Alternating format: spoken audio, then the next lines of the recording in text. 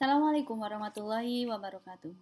Teman-teman, slide berikut ini akan memberikan penjelasan mengenai aritmatika modulo yang hanya akan saya jelaskan mengenai penghitungan bilangan modulo. Di pertemuan sebelumnya sudah teman-teman lihat materinya, cuman beberapa mahasiswa yang menanyakan bagaimana untuk menghitungnya secara langsung. Berikut Bu Ais berikan tahap-tahapnya. Baik, menghitung bilangan modulo, berarti teman-teman harus mengingat bagaimana definisi bilangan modulo. Misalkan A ini adalah bilangan bulat, A elemen Z, ya. Kemudian M juga adalah bilangan bulat, Z, dan M ini positif. Operasi A modulo M seperti ini yang teman-teman punya kemarin, kita baca A modulo M, ini kita tuliskan dengan R jika dan hanya jika A sama dengan M Q plus R. Ingat, di sini R-nya adalah antara 0 sampai dengan M. Dan dia tidak boleh negatif. Jadi R-nya lebih besar sama dengan 0. Nah, ini berarti bilangan modulo ini adalah sisa pembagian dengan M. Contohnya seperti ini. Kemarin di materi kita sudah saya berikan. Ya, kita lihat kalau 23 modulo 5, ini berapa? Begitu ya. Maka teman-teman lihat 23 dibagi dengan 5 itu berapa? 4 ya. Tapi ketika Anda menuliskan 4, kalau 4 Anda kalikan dengan 5, kalau ini 4 kalikan 5, ini hasilnya kan baru berapa?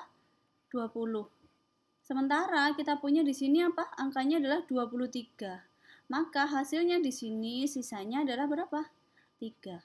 Jadi karena kita menulis bilangan modulo sebagai sisanya, 23 modulo 5, ini adalah sisa pembagian 23 dengan angka 5, yaitu 3. Seperti itu.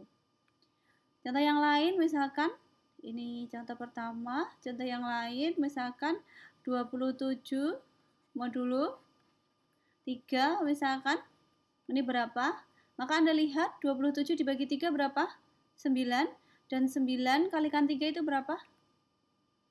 27 ya. Maka tidak ada sisa di sini. Nah, karena tidak ada sisa, sisanya adalah 0. Lihat bahwa di sini apakah 0 diperbolehkan gitu ya menjadi hasil modulo? Boleh. Maka kita tuliskan di sini 27 modulo 3-nya adalah 0. Seperti itu teman-teman. Nah, yang perlu teman-teman pelajari lebih lanjut sebenarnya ketika kita mendapatkan yang negatif itu seperti apa. Itu ya. Ya baik, diingat teman-teman, untuk yang bilangan negatif saya tuliskan kembali. Kalau saya punya A, ini modulo M sama dengan R ya. Tadi ini terjadi jika dan hanya jika A M Q plus R. Dengan R-nya ini harus lebih besar sama dengan 0 ya, lebih besar sama dengan 0, tidak boleh negatif, dan dia harus kurang dari M. Nah, tadi pertanyaannya, kalau A-nya ini negatif, seperti apa hasilnya? Seperti apa? Ingat bahwa sisa tidak boleh negatif.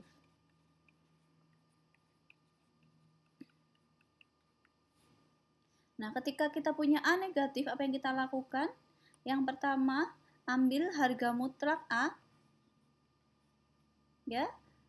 Langkah pertama kita ambil harga mutlaknya. Kemudian, langkah kedua, sisa yang kita punya dengan menghitung menggunakan M yang tadi, itu kita tulis sebagai R aksen.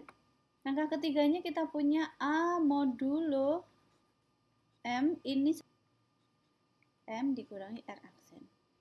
Nah, inilah langkah-langkahnya. Sekarang coba kita terapkan untuk contohnya.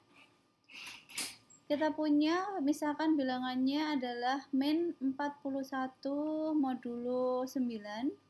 Ini berapa? Itu.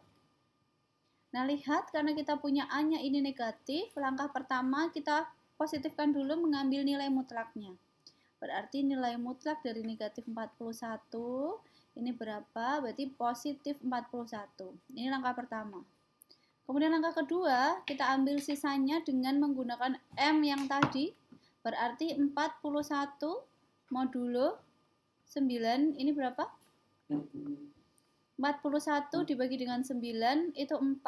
Kalau kita punya 4 berarti masih 36. Sisanya berapa? 5 gitu ya.